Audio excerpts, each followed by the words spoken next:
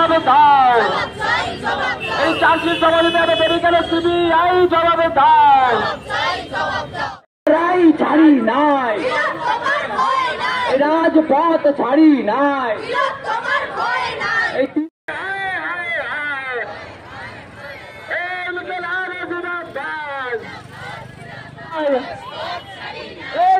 তোমার ভয় নাই, তিলোত্তমা ভেবে নাই।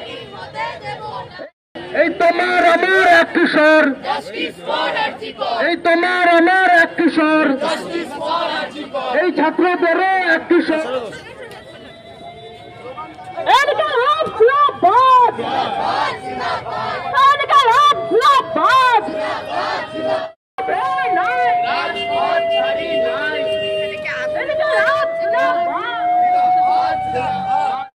দাঁড়িয়ে আমরা দেখলাম যে এই ঘটনায় যারা মূল অভিযুক্ত, যারা পোস্টমর্টেমের রিপোর্ট থেকে শুরু করে গোটা ঘটনা তদন্ত প্রক্রিয়াকে বারবার দীর্ঘায়িত করেছে, বারবার সেগুলোকে যাতে ভুল পথে চালিত হয় তার জন্য উদ্যোগ নিয়েছে সেই সন্দীপ ঘোষ, আরজি করে মূল মাথা যে আরজি কর কাণ্ডের, এবং তালা থানার ওসি, যে ওসির নাম এতক্ষণে সবাই জানেন, তাদেরকে একটি ধারায় জামিন দেওয়া হয়েছে। এই ঘটনা এবং এর সাথে সাথে গতকাল আমরা দেখেছি পার্থ চ্যাটার্জি, তাকে জামিন দেওয়া হয়েছে।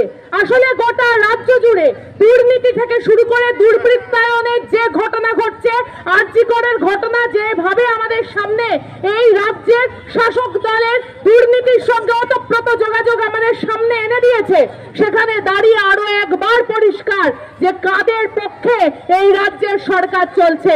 আসলে এই সময় দাঁড়িয়ে যখন ছাত্রীরা ধর্ষিত হচ্ছে, খুন হচ্ছে, তখন সরকারের পক্ষ থেকে, তৃণমূলের পক্ষ থেকে ধর্ষকদের বাঁচানোর জন্য একের পর এক উদ্যোগ নেওয়া হয়েছে।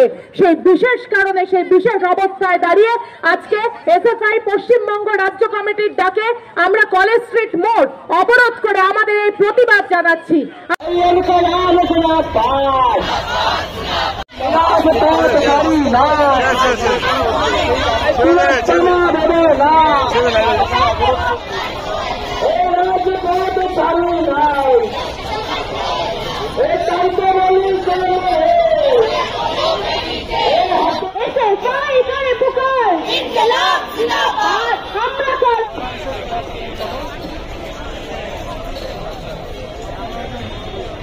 इनका लाभ जिंदाबाद।